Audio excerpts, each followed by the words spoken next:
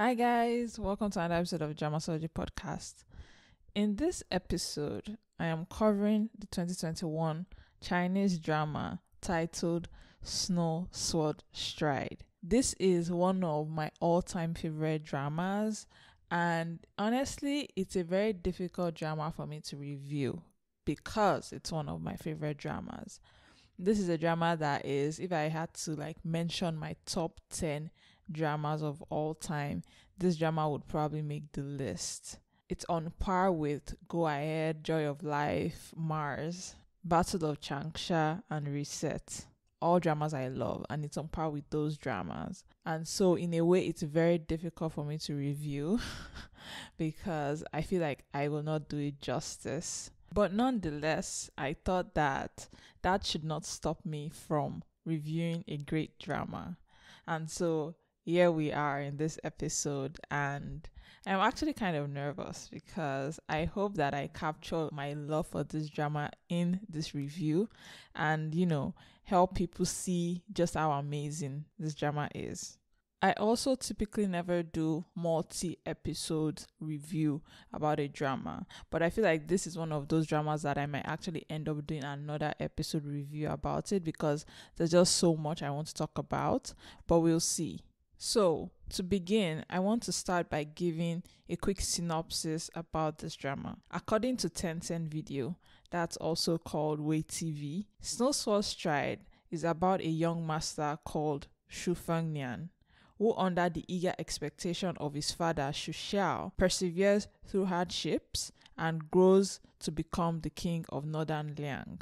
The synopsis goes on and on, but I think this is all you need to know. To give a context, when they talk about king in this era, they don't mean like the overarching king of the land. They actually mean almost like kings of a little kind of colony, right? And so they are kings of each colony, and those kings all together are subject to the emperor, right? So even though the title is king, right, it's not actually king in the sense of how we know it. They're actually like minor kings, right, in their own region that are then governed by a larger emperor, right? And so that is the world that this is in. So I think this is a drama that if you've watched Dune or seen the K-drama Six Flying Dragons, this kind of is reminiscent of that kind of drama where there's like this young character that is, smart and is in line to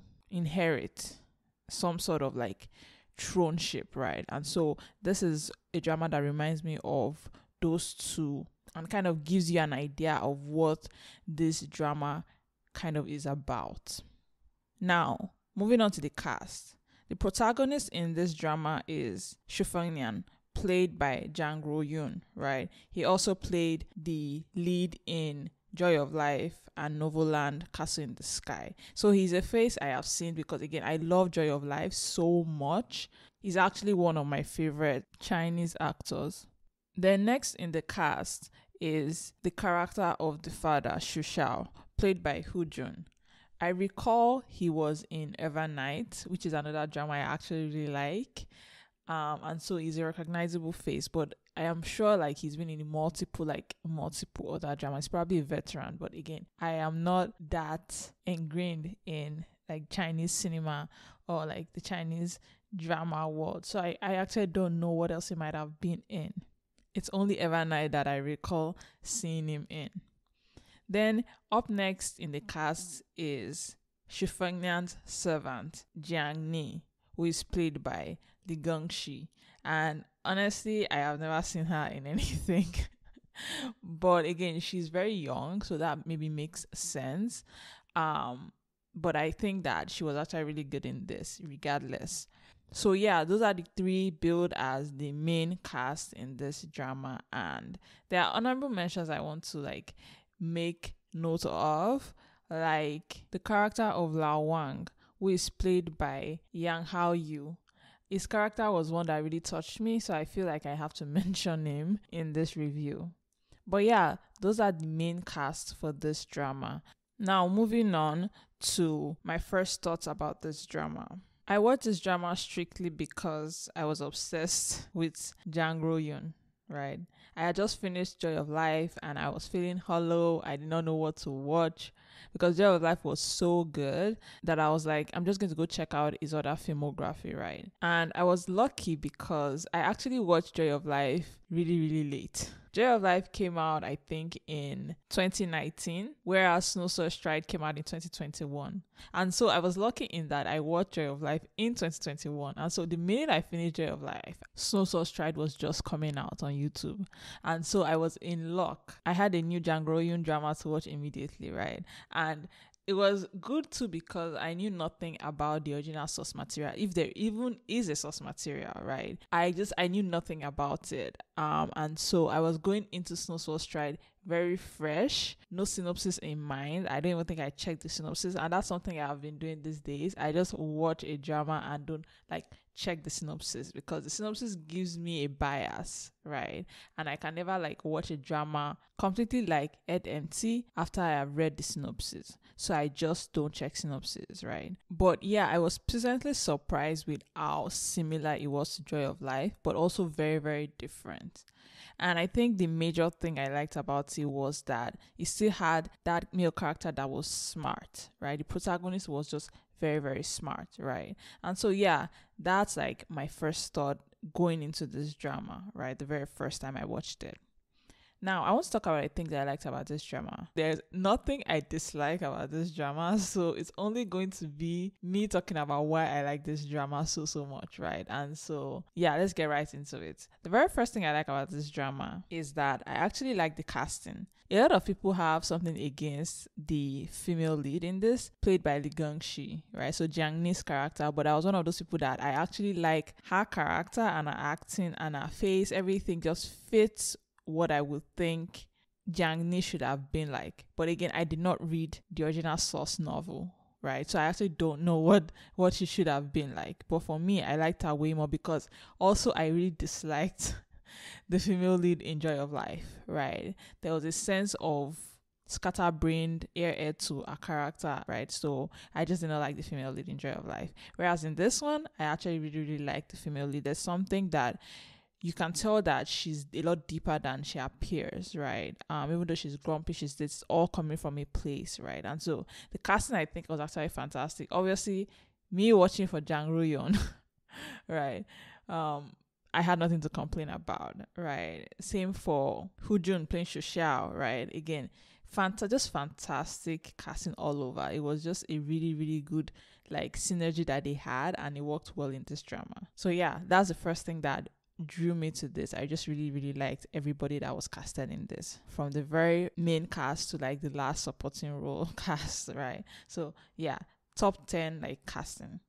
Following that is a point I mentioned earlier about the fact that I really, really liked the male lead. And it's unfortunate because it was actually after I watched Joy of Life and Snow Soul Stride, I almost could not watch dramas where the male lead was not smart. Especially male-centric dramas, I need the male lead to be a genius of some kind, right? He should be clever. Xu Feng Nian is so clever, right? That's what he has. He doesn't have martial arts skills at the beginning of this drama, right? But he has brains, right? Like his father. And he's so much like his father in that sense that there's just something watching him do his thing that was good, right? That was just satisfying, right? And this drama is interesting in the way that when it starts, again, because I don't know anything about this drama going in, or I did not know a single thing going in, I was not familiar with what the premise was, what the story was trying to say. And so it almost felt like I was dropped right in the middle of a world, and I had to kind of figure out what was going on with time, as time went on, right? I did not know that Xu Feng Nian was the young master of Liang. I did not, I knew nothing. So seeing all those things revealed to me and seeing his character revealed to me was just so interesting, right? And I just loved it so much. I also love the fact that the writers, the director, did not treat the audience like they were stupid. They actually did a good job in portraying the story in a way that made me feel oh my god, this is actually really good writing, right? It actually had such good suspense, mystery to everything that I did not feel like they had to pull me by the nose to explain things to me, which is something I like. I like when there's a little mystery to something.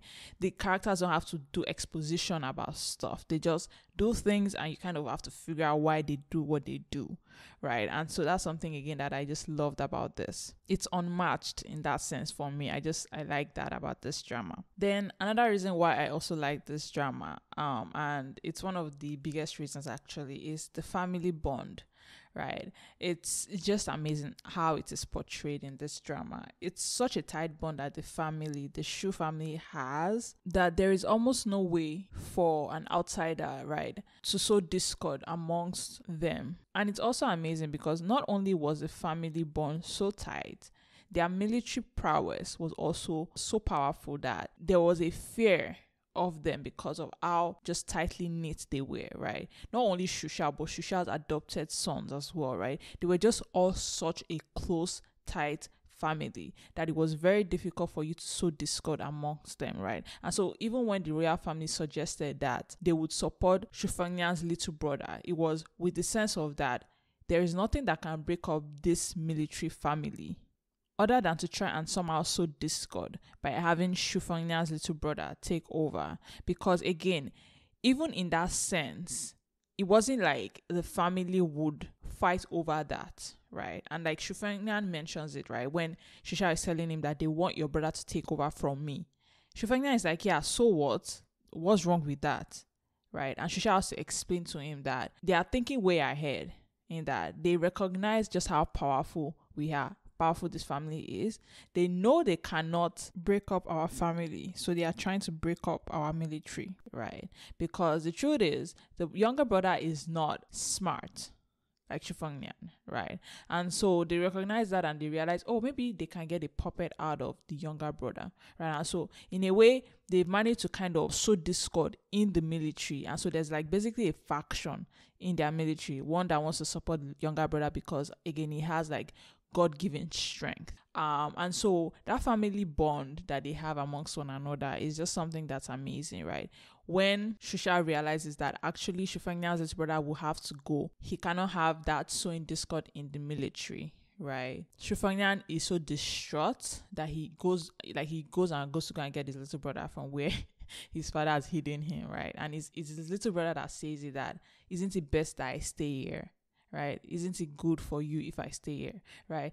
At a young age, the younger brother could see, right?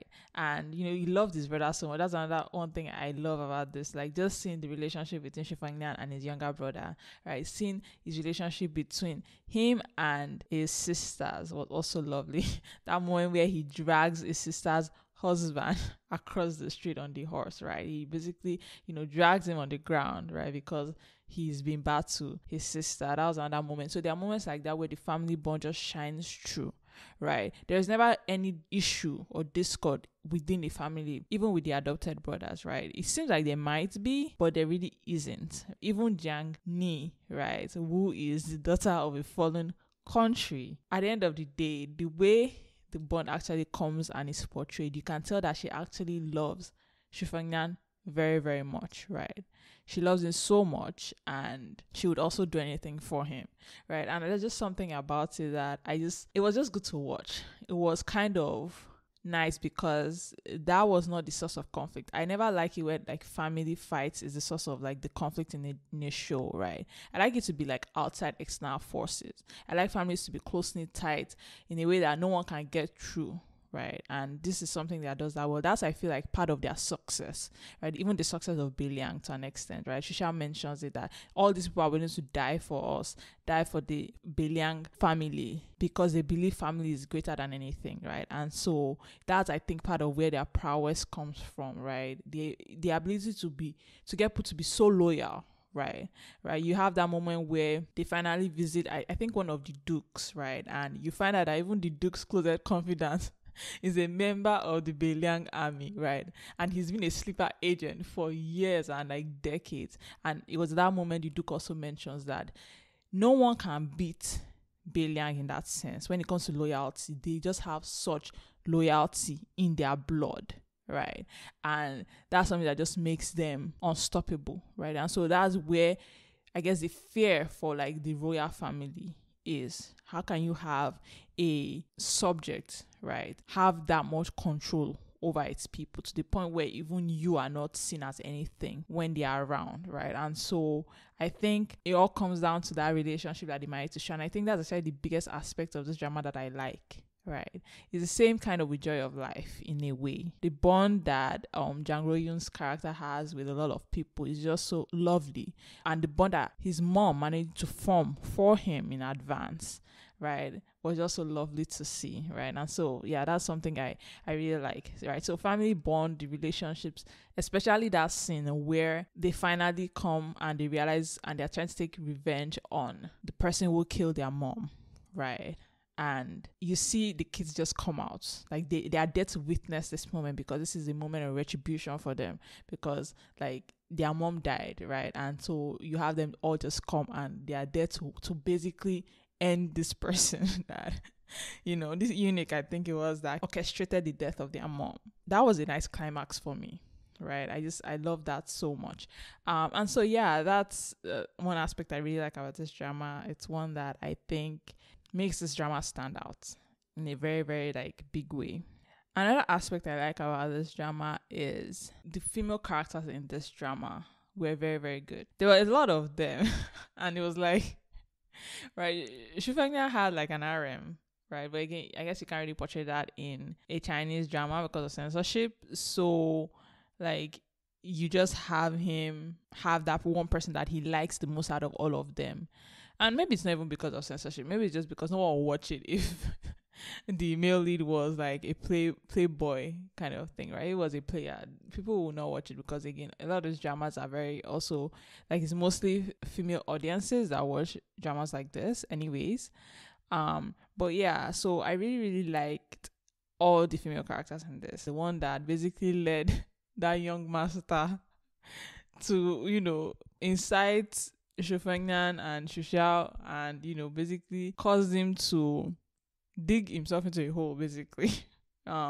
She was a shock because I didn't expect seeing that, right? And again, as I'm talking about the loyalty they managed to build with different people, even though her character was kind of wishy-washy in that her loyalty did not stay strong. She was very like, she would be the first to flee in any situation. But again, I liked the fact that, there was that difference from the other characters that were more on the loyal side. Like, for example, the death assassin, the one that basically is going to die in place of Xu Feng Nian if something ever goes wrong, right? That's loyalty, right? I also like the swordswoman, the lady in white. She didn't speak much, but I just liked when she was using the swords and everything. I also like, obviously, Jiang Ni. Jiang Ni is my favorite, actually. She's one of those female leads that when it comes to like drama, Chinese dramas, she's one of my favorite, right? She just something about her. She's beautiful, she's cute, but she actually has kind of a very deep mind, right? She knows how things are actually working. Like, Xu Feng Nian never needs to explain things to her. She already knows things. She's not stupid, right? She's a child of a fallen dynasty, right? So all that is in her mind and shapes how she acts, shapes her character, and I like that. I'm sure in season 2 she'll be a very different person from how she was in season 1, but again, I still liked her a lot in this first season. That said, I don't even know, is there going to be a season 2? Maybe in the next 10 years. But you never know. I would like to believe one day there will be, but it might never happen. Then moving on to the political intrigue in this drama. The political intrigue in this drama was very good. Again, like I mentioned, things are still a mystery even till today, right? I still don't know what some things might be about, and I don't want to spoil it, so I'm not checking the novel, checking anybody's review of the novel or comments. Like, I'm just staying away because I want to not be spoiled. I want to go into this fresh if there's ever a season 2, no matter how long that takes, right?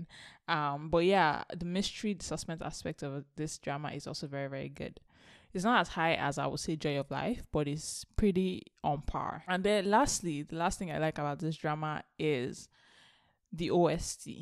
The soundtrack in this drama is on my Spotify. Like, I found almost all the OSTs and they're all just so good. Joy of Life does. I feel like I keep talking about Joy of Life, but I feel like I put those two together. Like they are two puzzle pieces that fit together or something. But Joy of Life's OST doesn't. It's not reminiscent, whereas this one is. And I have all the songs on my Spotify playlist. It's just so good. It sets the scene a lot of the times, and I just love listening to them. So yeah, the OST really is really good, and yeah, that's really it. For me, for Snow Sauce Strike, very interesting. One of the best I've ever watched. I keep trying to find more that look like this, right? That has this like same smart male lead, young master of a nation that is working to kind of inherit his position, right? So but clever, right? Clever genius kind of male leader knows what is going on. They not really have to explain things to Xu Feng Nian. He figures things out a little later than his dad. Of course, his dad is on another level, but again, still like pretty good on the scale of like just cleverness, right? And I have not found one that is this good. That's why I keep talking about like Six Flying Dragons and Dune, because that's like the two that reminds me of this, and again Joy of Life as well, right? So yeah, that's really it. Very good, easy to watch, and it gives you more of a satisfying feeling than a like angst feeling, right? It's a very satisfying drama to watch, right? And so I recommend it to everybody, and it ends in a good note to an extent that like you're not left kind of wanting or like feeling bad that oh it ended and this was not reviewed. Like it's fine in that sense that it ends really well. So yeah, I highly recommend this drama to anybody that's not seen it. It's a very good. This is a 10 out of 10 for me, and it's one of those rare dramas that are just that good, right? So yeah, if you've not watched this drama, check it out. I don't know what else to say. It's just that good. So yeah, thank you guys so much for listening to this episode. I'll see you again next week. Bye.